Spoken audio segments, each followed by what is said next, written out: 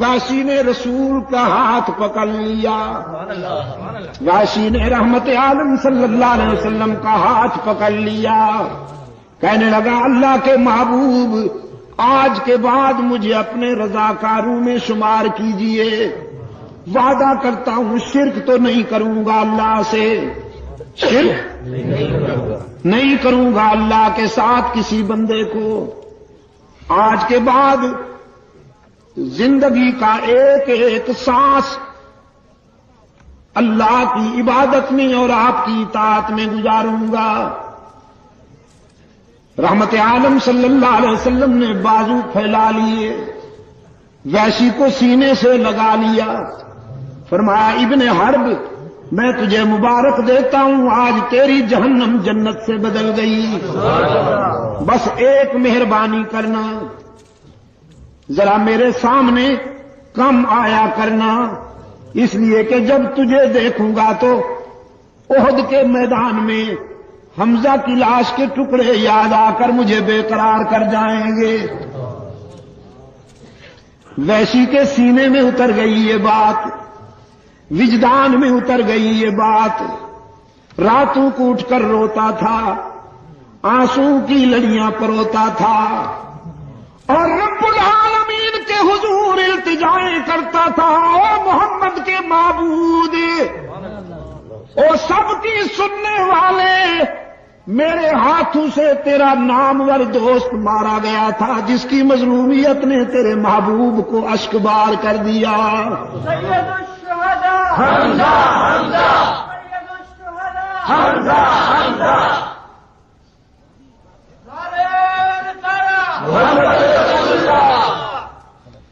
الہ العالمین کچھ نہیں مانگتا ہوں، بس ایک آرزو ہے، ان ہاتھوں سے تیرا دوست قتل ہوا تھا، اب انہی ہاتھوں سے اپنا کوئی نامور دشمن بھی مروا دے، تیرے دوست کو میں نے قتل کیا، تیرے محبوب کے آنسو دیکھے تھے، اب کوئی اپنا نامور دشمن بھی میرے ہاتھوں سے مروا دے تاکہ حشر میں تیرے محبوب کی مسکراہٹ نصیب ہو جائے۔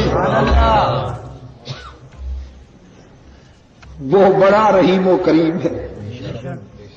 سن لی حمزہ کی بات، وحشی کی بات، خلافت راشدہ کے پہلے تاجدار صدیق اکبر کی متفقہ قیادت میں اس امت نے جہاں اور بہت سے محاذوں پر فتوحات حاصل کی، منکرین زکوٰۃ کی سرکوبی کی، مرتدین کی سرکوبی کی، وہاں منکرین ختم نبوت کو بھی پیوند زمیں کیا صدیق اکبر کی قیادت میں امت مسلمہ نے۔ مسلمہ کذاب، جھوٹا داعی نبوت، جس نے نبوت کا دعویٰ کر رکھا تھا رحمت عالم صلی اللہ علیہ وسلم کے مقابلے میں، صدیق اکبر کی قیادت میں یہ امت اس فتنے کے خلاف جہاد کر رہی تھی، بڑے سجیلے نوجوان بھرتی تھے، مجاہدین کا لشکر تیار تھا، اس لشکر میں وحشی بن حرب بھی شامل تھا، میدان میں تیاری ہو رہی ہے، صبح میدان میں اترنا ہے، وحشی ساری رات دعا مانگتا رہا، مجاہد تیر و تلوار کو درست کرتے رہے اور وحشی رات کے سناٹے میں آنسو کی برسات میں دعا مانگتا رہا، رب العالمین میری آرزو پوری کر دے۔ صبح ہوئی، لشکر میدان میں اترا، کچھ دیر کے بعد وحشی کی آواز گونجی، فرزندان اسلام مبارکباد دو، محمد کے خدا نے میری آرزو پوری کر دی۔ لوگوں نے دیکھا وحشی مسلمہ کے سینے پہ پاؤں رکھے ہوئے ہیں اور اس کا سر کاٹ کر نیزے پہ اٹھا رکھا ہے، آنکھوں میں خوشی کے آنسو ہیں، لبوں پہ فاتحانہ مسکراہٹ ہے، کہنے لگا احد کے منظر نے رسول اکرم کو آبدیدہ کر دیا تھا، اب اس ادا کے ساتھ حشر میں رحمت عالم کے سامنے پیش ہو کر کہوں گا محمد تیرے دوست کو بھی میں نے قتل کیا تھا، لیکن پھر تیرے بعد نبوت کا دعویٰ کرنے والے کو بھی جہنم رسید کر کے آیا ہوں۔ فتح مکہ کے بعد اللہ کے رسول صلی اللہ علیہ وسلم کی خدمت میں ایک مایوس انسان حاضر ہوتا ہے۔ عرب کا نامور قاتل تھا جس کے نام میں بھی وحشت ہے، وحشی۔ باپ کا نام ہے حرب، اپنے نام میں بھی وحشت ہے، باپ کے نام میں بھی سفاکیت ہے، گویا دو آدشاہ۔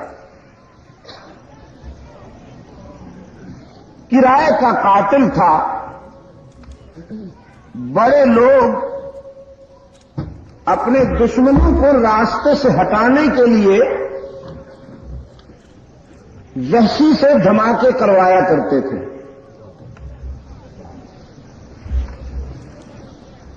چنانچہ بدر کے مقتولین کا بدلہ لینے کے لیے روسائے مکہ نے اسے خریدا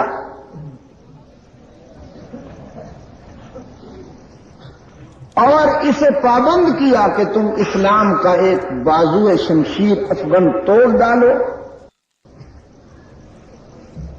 تو منہ مانگا انعام ملے گا۔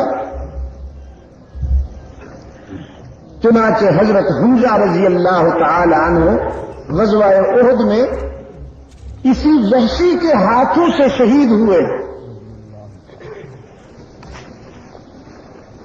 اور صرف شہید نہیں بلکہ وحشی کی ثقافت نے اسلام کے اس جانباز سپاہی کو ٹکڑے ٹکڑے کر دیا تھا۔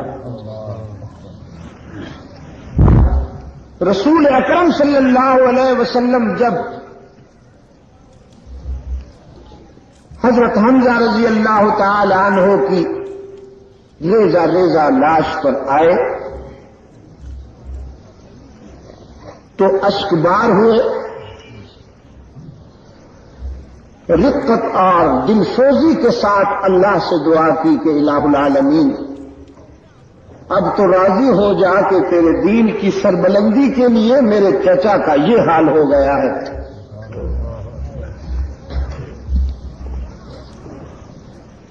ہاں صرف اشکبار ہوئے بس۔ ارباب علم و دانش ملحوظ رکھیں اور اسے یاد رکھیں کہ انتہائی دکھ اور مصیبت میں اسلام انسانی جذبات کو اعتدال میں دیکھنا چاہتا ہے۔ خوشی کے جذبات میں بھی اعتدال میں دیکھنا چاہتا ہے، اور رنج و غم کے جذبات میں بھی توازن برقرار رکھتا ہے اسلام۔ خوشیوں میں ناچنے کی اجازت نہیں دیتا اور دکھ میں ماتم کی اجازت نہیں دیتا اسلام۔ اسلام کی ڈکشنری میں یہ دونوں اصطلاحات ہیں ہی نہیں۔ نہ رقص ہے اسلام میں، نہ ماتم ہے۔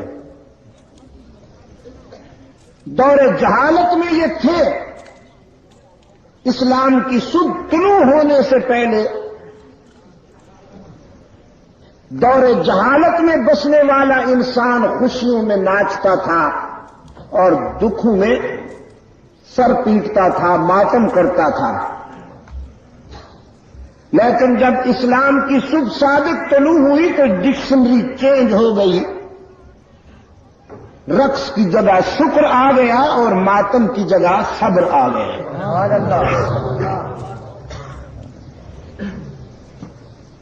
اللہ کے رسول صلی اللہ علیہ وسلم نے فرمایا جو خوشیوں میں ناچتا ہے اور دکھ میں ماتم کرتا ہے وہ ہمارا نہیں، ہم اس کے نہیں۔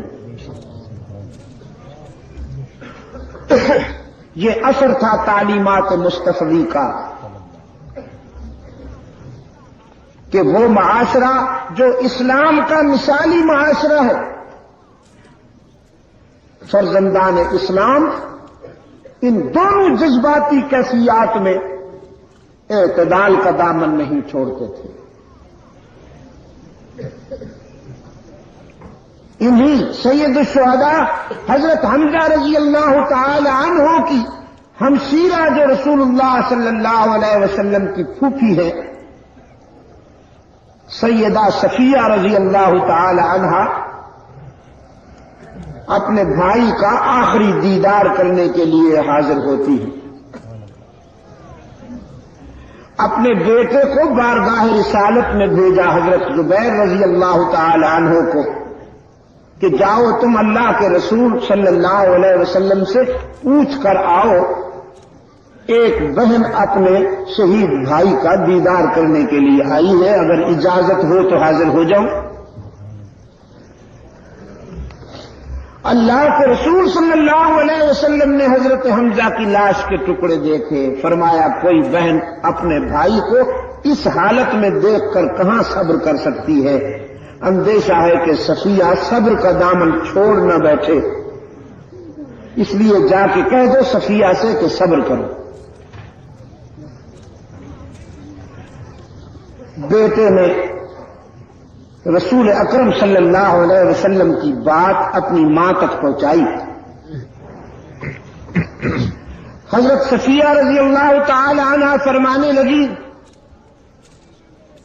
اچھی بات ہے، اگر آقا کی یہی منشا ہے تو میں حشر میں مل لوں گی اپنے بھائی سے،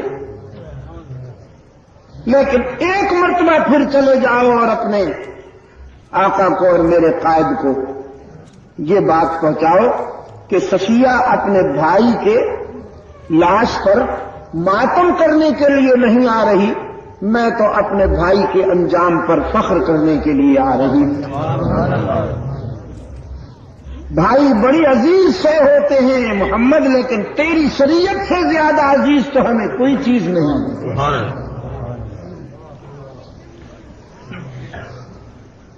میری مائیں بہنیں اور بیٹیاں حسن اتفاق سے آج براہ راست میری گفتگو سن رہی ہیں،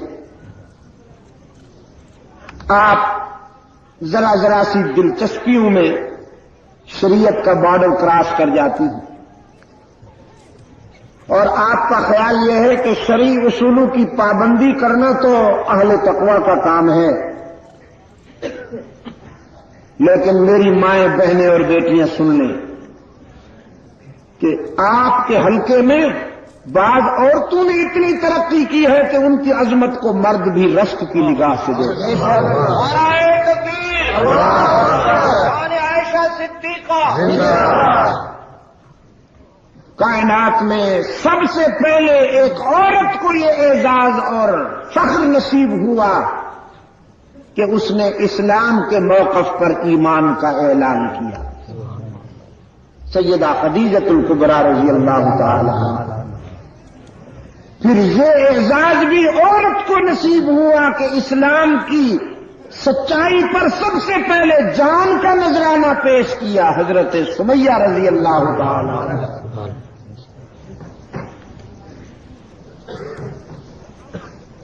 قرآن کریم کی حافظہ ہیں عورتیں، حدیث سے شناسا ہیں، سیدہ عائشہ صدیقہ رضی اللہ تعالی عنہا عورتوں میں سب سے پہلے قرآن حفظ کرنے کی سعادت حاصل کرتی ہیں، اور پھر ان کی ذہانت و فطانت میں اس امت تک رسول اکرم صلی اللہ علیہ وسلم کی 2210 حدیثیں پہنچائی۔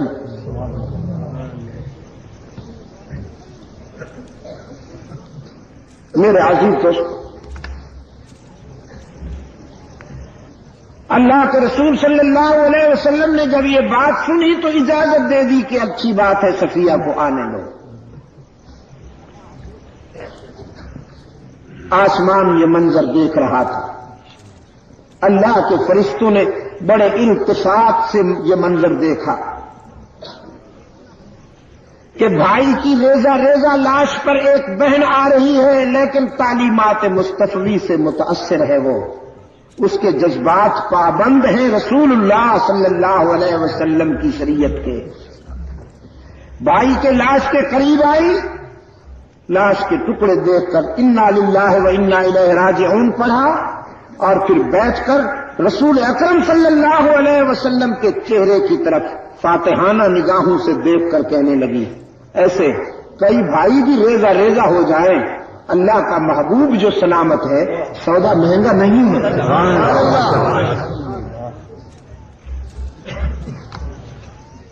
ایک اور ماں کا کردار بھی اسلام کی تاریخ میں چمک رہا ہے۔ انہی زبیر کا بیٹا حضرت عبداللہ رضی اللہ تعالی عنہما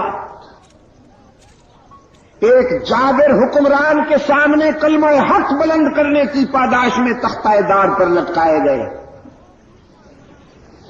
اور جابر سلطان نے حکم دیا لاش کو یہیں پھانسی پہ لٹکتے رہنے دینا چاہیے تاکہ لوگ دیکھیں اور عبرت حاصل کریں کہ ہمارے سامنے لب کشائی کرنا جان سے ہاتھ دھونے کے مترادف ہے۔ سولی پہ لاش لٹکی ہوئی تھی، لوگ آ رہے تھے اور دیکھ رہے تھے۔ ایک دن ماں دیکھنے کے لیے چلی آئی اپنے لخت جگر کو، حضرت اسماء رضی اللہ تعالی عنہ۔ بڑی تعداد میں لوگ اس خاتون کے ساتھ ساتھ آئے یہ دیکھنے کے لیے کہ بیٹے کی لاش کو دیکھ کر ایک ماں کا رد عمل کیا ہوگا، ریئیکشن کیا ہوگا۔ لوگوں کا خیال تھا سر پیٹ لے گی، گریبان پھاڑے گی، چیخے گی، چلائے گی، آسمان سر پہ اٹھا لے گی۔ لیکن حضرت اسماء رضی اللہ تعالی عنہا جب اپنے بیٹے کے قریب آئی، لاش کو لٹکتے ہوئے دیکھا، انا للہ و انا الیہ راجعون پڑھنے کے بعد فرمانے لگی، شاباش میرے لخت جگر، تو نے میرے دودھ کا حق ادا کر دیا ہے۔ جابر حکمران کے سامنے کلمہ حق بلند کیا ہے نا بیٹا، شاباش، بکے تو نہیں ہو، جھکے تو نہیں ہو، کلمہ حق کہہ کر تختہ دار کو چوم لیا ہے نا بیٹا، میں تجھ پہ فخر کرتی ہوں۔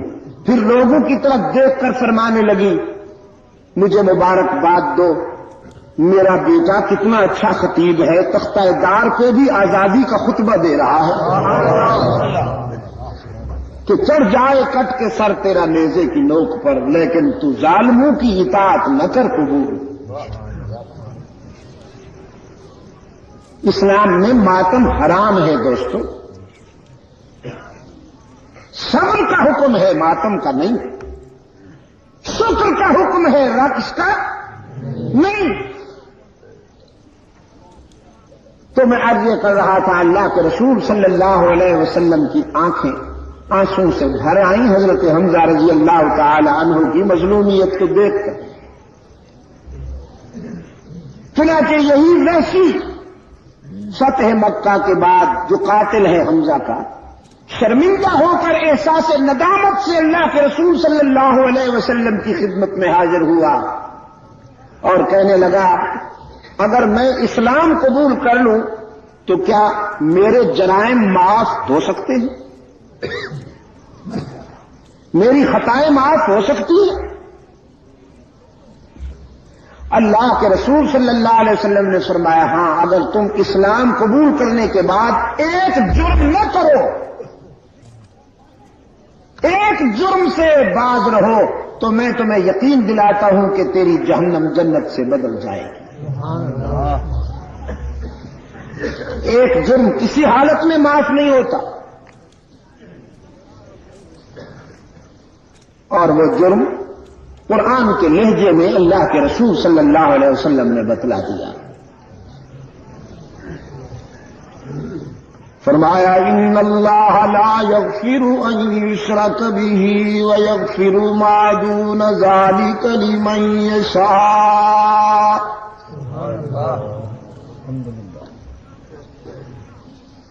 ان اللہ لا یغفر أن يشرك به ويغفر ما دون ذلك لمن يشاء. یہ ان حرف تاکید ہے. بات کو مؤکد اور یقینی بنانے کے لیے رب العالمین نے فرمایا بالیقین اللہ شرک کرنے والے کو معاف نہیں کرتا، باقی جسے چاہے معاف کر سکتا ہے.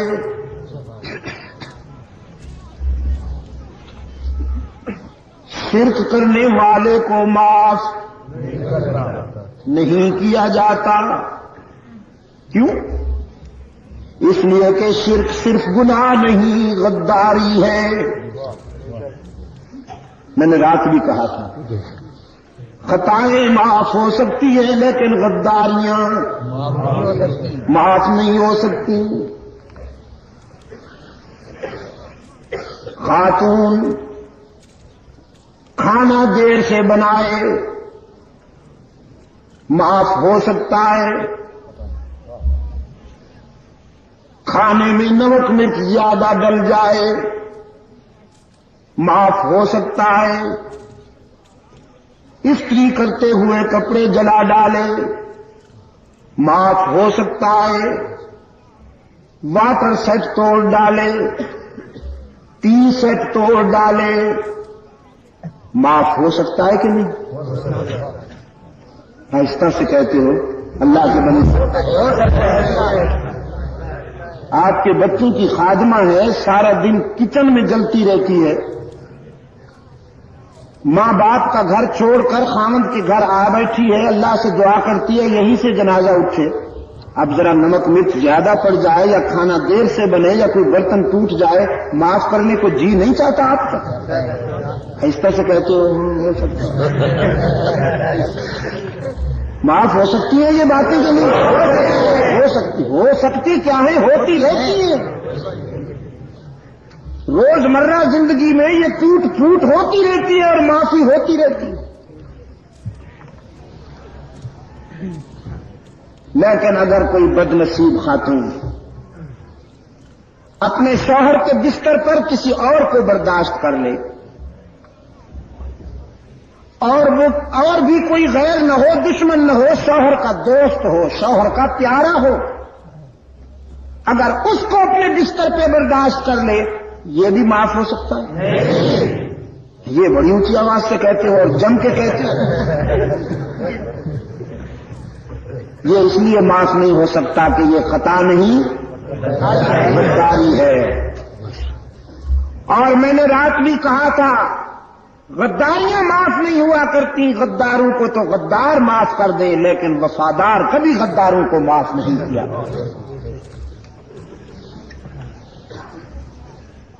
آپ اپنے غداروں کو معاف نہیں کرتے تو اللہ سے کوئی کیوں یہ توقع رکھے کہ وہ اپنے غداروں کو معاف کرتے؟ آپ کا کوئی پیارا آپ کے حق کے ازدواجیت میں شریک ہو جائے تو آپ کی غیرت کا سمندر متلاطم ہو جاتا ہے، آپ اسے معاف نہیں کرتے. تو اگر اللہ کے کسی پیارے کو اس کے حق میں شریک کر لیا جائے تو اللہ بھی اسے معاف نہیں کرتے. سجدے میں، رکوع میں، قیام میں، ندا و پکار میں اللہ کے کسی پیارے کو اگر شریک کیا جائے گا تو اللہ کا غیظ و غضب اسے کبھی معاف نہیں کرے. یاد رکھیے گا پشاور کے روشن ضمیروں، اللہ کے پیاروں سے محبت رکھو، اللہ کے پیاروں سے عقیدت رکھو. ہم تو اس حد تک اللہ کے پیاروں سے عقیدت رکھتے ہیں کہ دعا مانگتے ہیں اے اللہ ہمیں آخرت میں بھی اپنے پیاروں کے ساتھ محشور فرما، وتوفنا مع الابرار. اللہ کے پیاروں سے محبت رکھو لیکن اللہ کے حقوق میں انہیں شامل نہ کرو. سجدہ کس کا حق ہے؟ اللہ کا. جزاکم اللہ.